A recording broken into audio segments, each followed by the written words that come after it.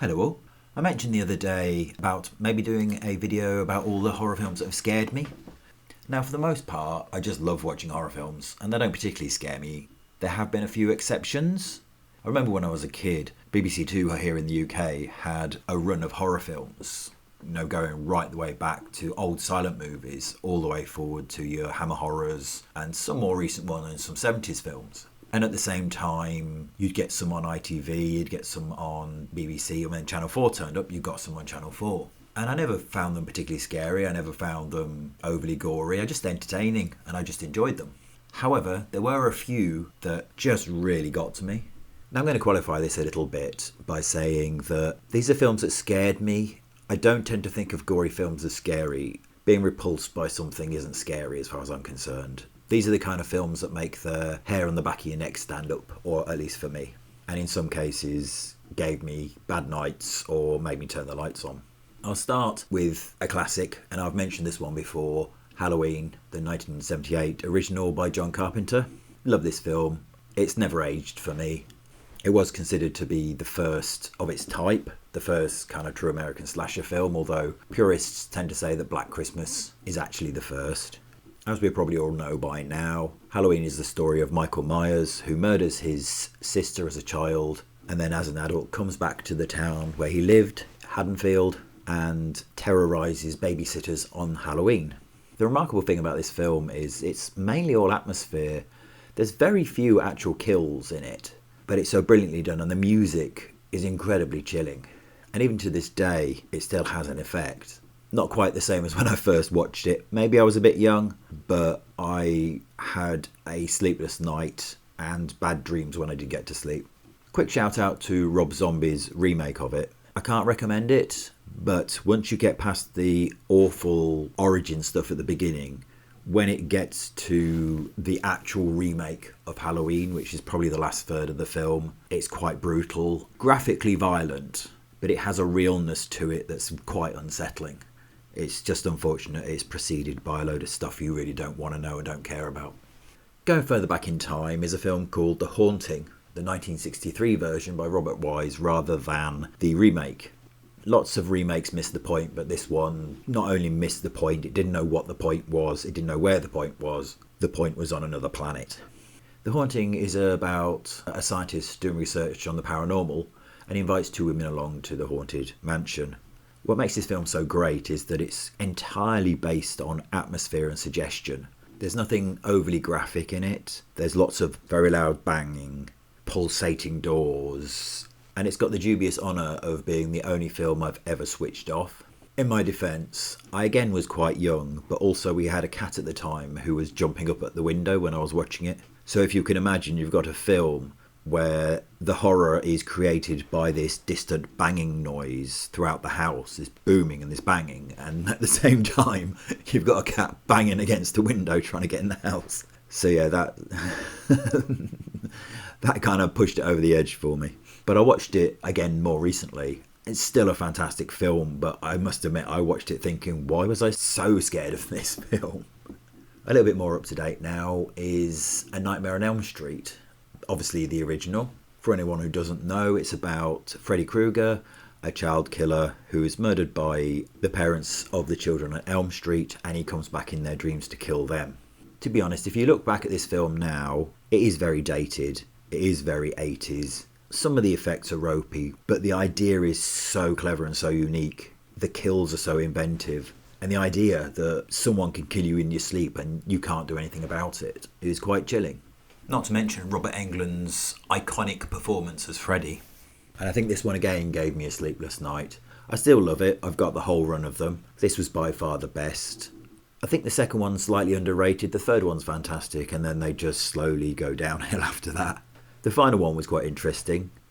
The next one is, I was going to say more recent, but it's still over 20 years ago. And that's Ju-on, better known as The Grudge, the original Japanese version. There's a lot to be said for the remake. It's a little bit more coherent. The original is quite fragmented, where the remake has a better narrative, I thought, and certainly made a little bit more sense. Basically, it's about a vengeful spirit in a house and it pursues anybody who enters the house. This film absolutely terrified me. I watched it after I watched The Ring, which is on this list, but only really as a kind of special mention. There was something about the way the spirit moved. The little boy terrifies me. I really was utterly freaked out watching this film. Absolutely loved it. It is fantastic, but I was so freaked out with it. It was a struggle to watch it. Honestly, it was. A weird one now. Sinister. It feels a little weird saying that this film scared me because there's nothing that really should be overtly scary in it. I mean, I know it's intended to be scary and it is quite chilling and quite tense at times, but there was nothing specific to this film that should have had an effect on me.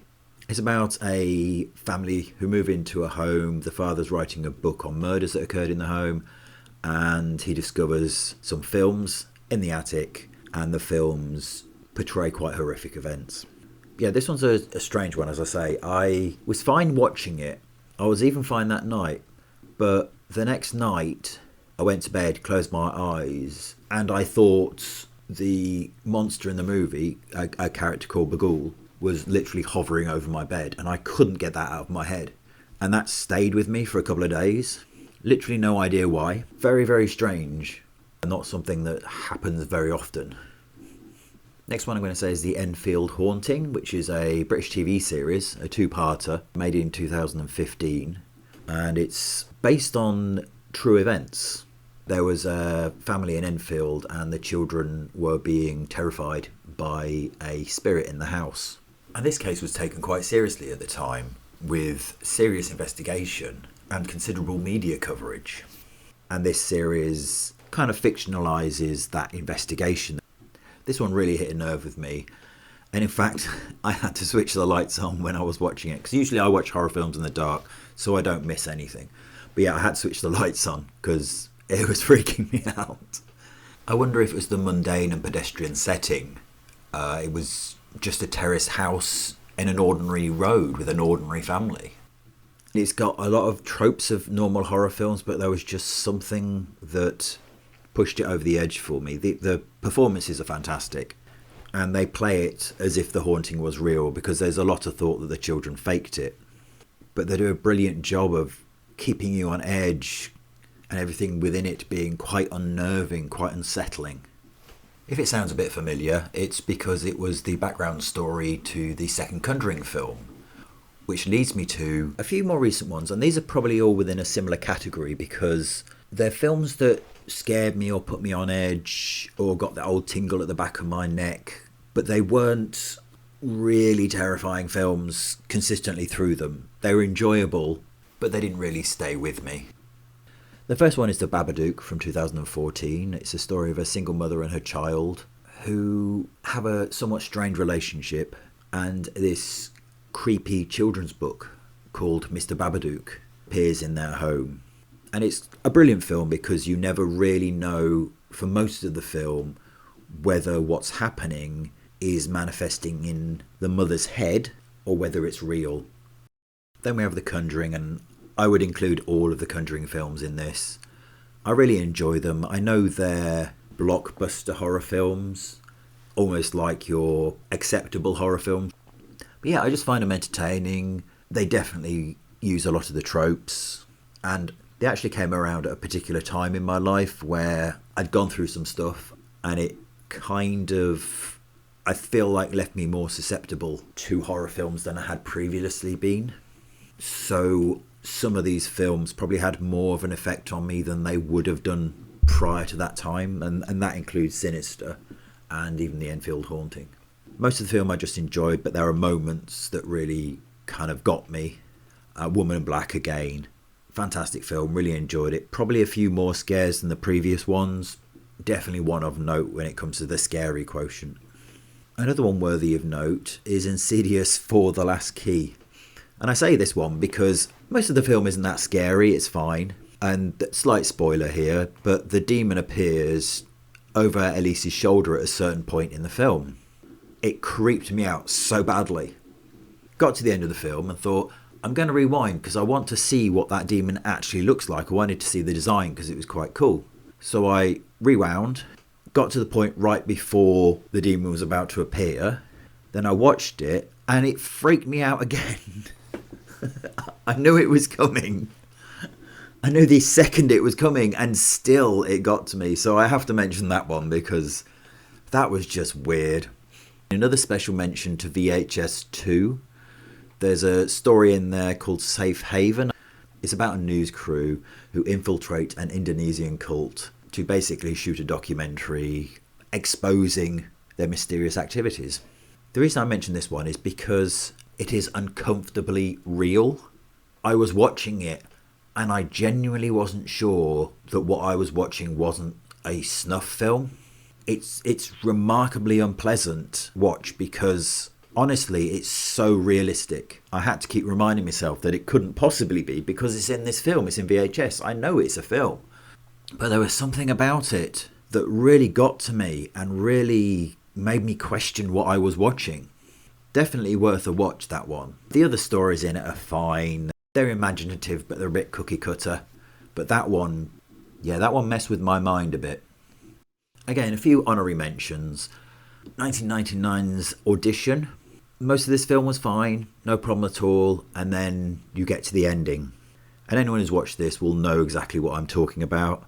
The film initially starts off as if it's kind of a silly little romantic comedy with a man who's auditioning girls, pretending it's for a part in a film, but it's actually for his girlfriend. And he finds a girl, but she turns out to be so not what he expected. And for a very, very long time, anyone who's seen this film will know what I'm going to say, I could just hear kitty, kitty, kitty in my head. Yeah, that's... that was hard. That was tough. I mentioned The Ring earlier. Again, the remake is actually really good. The one with Naomi Watts in 2002. It's about a journalist who investigates a mysterious videotape that's supposed to cause death to anyone who watches it. The American version, it's a bit more coherent, simply because it's more comfortable for a Western audience. But the original Japanese version is better. And yeah, I watched this, I enjoyed it. I thought the scenes were cool, the views of the tape were cool, and the ending was really interesting and really cleverly done. But it didn't scare me at all. It was nowhere near like The Grudge. The Grudge, I was really creeped out watching it. This, I just enjoyed it. And it wasn't really until, again, days later, when the image at the end with the television just kept replaying in my head. And it was like I was being haunted by those images from the film. It just stayed with me. And I realised how much it had creeped me out much later. The next ones, I'm not going to say are scary. There's something else about these. Again, they're worthy mentions because of how they made me feel. One film is called Roller Coaster, the 1977 film with George Segal about a blackmailer who basically threatens to blow up roller coasters if he isn't paid. It's an innocuous thriller. There's nothing particularly gory, horrific or scary about it. But right at that time, I was going through a major problem with gore. It was roughly around the time when the Yorkshire Ripper was about in the UK, and something set me off, and I suddenly really struggled with anything even slightly gory, whereas before it had never been a problem to me. And I quite enjoyed it. But I just went through this phase. And in the film, there's a scene where a roller coaster is sabotaged. I'm not telling you anything that's not obvious from the description of the film. And one of the carriages, I don't know what he called it, flipped over and landed on the heads of the people. And literally, I was on my mother's knee crying. I was that freaked out by it. My mum was just comforting me, telling me it's just a film, it's not real. It was a very strange period of time that was, given how much I'd watched horror films, how much I loved horror films, how gore had no effect on me at all. And then I just go for this really difficult period with them. It didn't last, thankfully. And as I say, I was reading Fangoria and all sorts. Having said that, George Romero's Day of the Dead. Oh my God, hats off to Tom Savini. This film, the effects are insanely good, and the level of gore in this messed with my head. It was too realistic. And I watched the whole film. I didn't stop watching it. I think I put my hand in front of the television, blocking it off from my eyes. Probably one of the scenes towards the end. If you've seen the film, you know the scene I mean, but it's basically people literally being torn apart. And I didn't watch this film for years. It freaked me out so much that I just couldn't watch it. I enjoyed the film, I enjoyed the story, but those moments of gore were too extreme. I remember actually that there was an article in Fangoria, because I was reading Fangoria at the time, saying that one of the scenes in this film was the goriest of all time. And I concur. Yeah, Tom Savini did a remarkable job. Okay, I'm going to talk about this one quite quickly because I watched this quite recently and I don't want it to stick with me again because this film stuck with me. And it's not why you think. So it's Cannibal Holocaust. I went through a period of time recently when they started releasing the videos that you couldn't get in the UK. They started, you started being able to get them on Blu-ray. And I thought, I'm going to watch all those banned movies, the so-called video nasties. And I started, and they were all really average for the most part. And then I got to Cannibal Holocaust and stopped. The story of this is basically about a man who goes in search of a camera crew who travel to South America to film a hidden tribe. And given the name of the film, you kind of know what happens to them. And it's notorious because, whether it's urban myth or not, allegedly the director had to produce the actors because it was so real. People believed they had actually killed them. Now that stuff never bothered me. It's pretty realistic, it's pretty good, but it doesn't bother me because I know it's special effects. And it's a really good film, I will say that. It's a fantastic film. The problem is the animal cruelty, because that isn't faked. And that is obscene. That is horrible. Probably some of the worst stuff I've seen. And that stayed with me for a very, very long time. And I can still hear the sound now just by talking about it. So I'm going to move on. The last one I'm going to talk about is Tobe Hooper's Texas Chainsaw Massacre. Now this came out well before all the other video nasties came out, and I remember renting it from the local video store back in the days when we had videos. The person behind the counter says you might be a bit disappointed. Now this was a fabled movie that I used to hear about at school, about all the horrific things that happened in it, the girl being hung on the meat hook, and oh my god, it's terrible. And I remember watching it and being a little underwhelmed, because despite the mythos surrounding it, there's not a lot of gore in it. Everything is shown, as in the girl's hung on the meat hook, but you don't see it in graphic detail, unlike the remake where they very graphically show that happening. This, you don't see it, you know it's happening, you know from her reaction, from the position, from the angle, but you don't see any meat hooks go in bodies. There is no chainsaw massacre.